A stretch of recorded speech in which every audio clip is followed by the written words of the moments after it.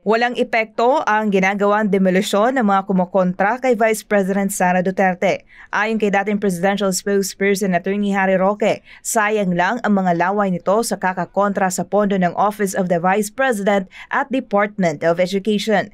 Malayo pa rin anya ang susunod na national election para siraan si VP Sara. Well, alam nyo, hindi nga nila masabi yan na may korupsyon na nangyari.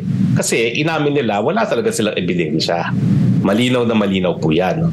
Kaya lang, pinupukol na nila yung mga alam nilang pinupusuan ng atataong bayan para manilbihan pagdating ng 2028. Ang sa akin naman, napakaaga pa po kung kayo'y mamumukol ng mga tinatawag na mga low-lying fruit.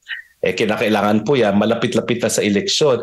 Kung ganitong kaaga po, wala pong epekto yan. Sayang lang ang inyong mga laway, ang inyong mga perang ginagastos para patumbahin ng VP Sara na napakaaga pa sa kanyang termino.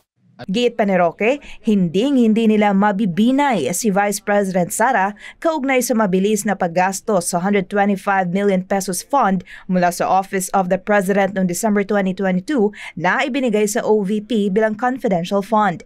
Magiging epekto lang yan kung meron silang mapapakita na mga tinagong yaman ni VP Sara na galing sa kanyang confidential or intelligence funds.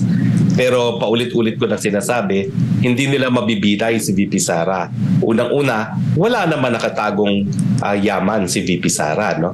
Dati-rate, meron pang helicopter na pinalipad para doon sa farm ni VP Binay, no? Doon sa Batangas na talaga namang mala Disneyland talaga ang dating. No? So talagang marami nagduda doon sa kung demolition job nga lang ba yung sinasabi ng iba laban kay VP Binay. No?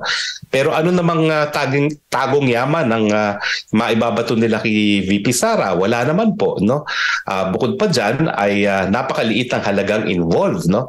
Para naman pag-interesan pa yan ng ating Vice President. No? Dagdag pa ng dating palace official, dahil sa ginagawang paninira kay Vice President Duterte ay mas lalakas pa ito ngayon.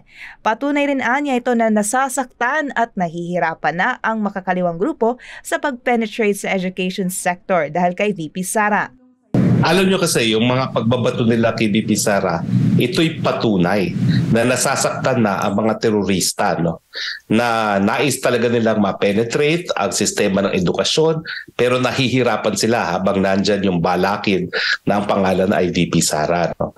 So sa akin, sa mga sumusuporta kay VP Sara, ito mga matinding pagbabati ko sa kanya ay pruweba na talagang epektibo ang kampanya ni VP Sara at ng gobyerno ng PBBM administration laban sa teroristang CPP-NPA. Samantala, sang-ayon naman si Roque sa suhestyon ng isang mababata sa Kamara na bumuo ng isang Special Oversight Committee na tututok sa confidential at intelligence funds ng mga ahensya at tanggapan ng gobyerno.